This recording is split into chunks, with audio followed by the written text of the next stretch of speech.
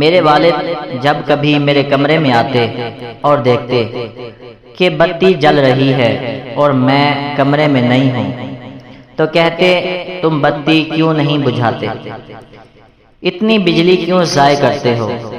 جب وہ wash room میں جاتے اور نل سے پانی ٹپک رہا ہوتا تو زور سے کہتے تم نل کو اچھی طرح بند کیوں نہیں کرتے، اتنی پانی کی بربادی کیوں ہو رہی ہے۔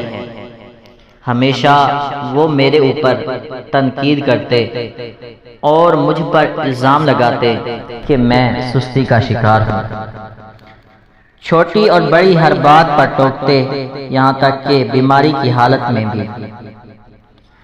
پھر ایک دن آیا جب مجھے نوکری ملی، وہ دن جس کا میں بے صبری سے انتظار کر رہا تھا۔ آج میں اپنی زندگی کی پہلی نوکری کے لیے انٹرویو دینے جا رہا تھا۔ یہ ایک بڑی کمپنی میں ایک معزز ملازمت کے لیے تھا۔ اگر میں منتخب ہو گیا تو اس گھر کو چھوڑ کر چلا جاؤں گا اور اپنے والد کے مسلسل نصیحتوں سے چھٹکارا حاصل کر لوں گا۔ صبح سویرے اٹھا، بہترین کپڑے پہنے، خوشبو لگائی اور نکلنے لگا۔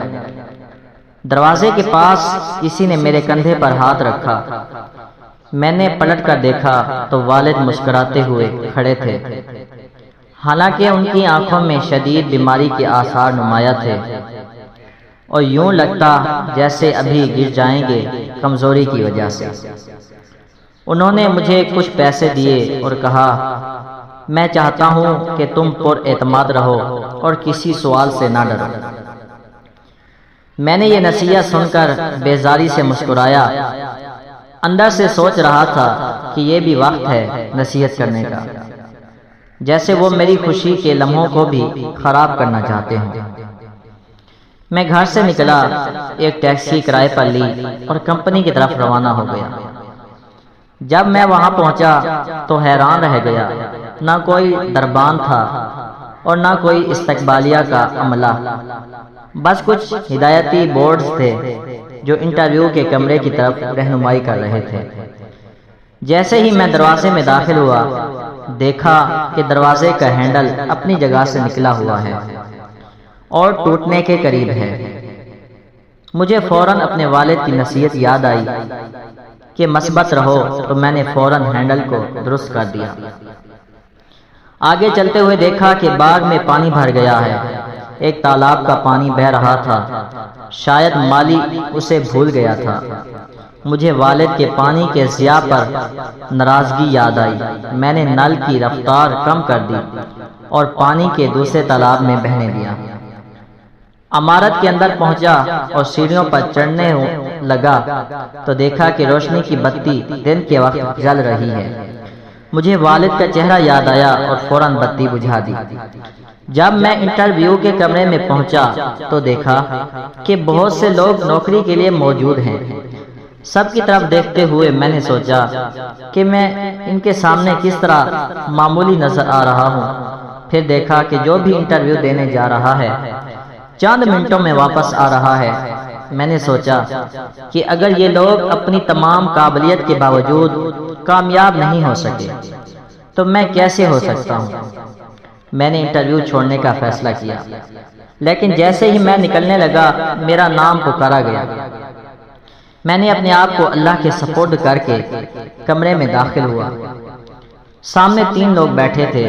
انہوں نے مسکرا کر پوچھا آپ کب اس نوکری کو سنبھالنا چاہتے ہیں؟ مجھے لگا جیسے وہ مذاق کر رہے ہوں۔ میں نے اپنے والد کی نصیحت یاد کی کہ پر اعتماد رہو۔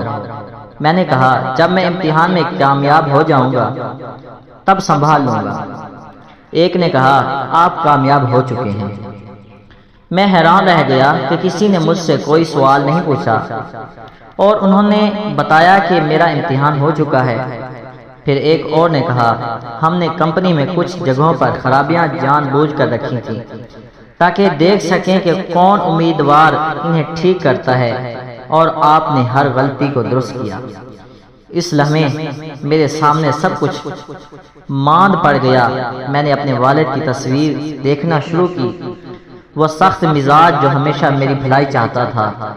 مجھے گھر واپس جانے اور ان کے ہاتھ چومنے کی شدید خواہش ہوئی۔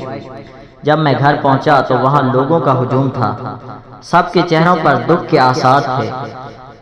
میں بہت دیر سے پہنچا تھا، میرے والد چلے گئے تھے اس دنیا سے، اور میں ان کی محبت اور نصیحتوں کی قدر کرنے میں دیر کر گیا تھا۔ والد، آپ نے ہمیشہ مجھے درست راستہ دکھایا اور میں آپ کا شکر گزار ہوں۔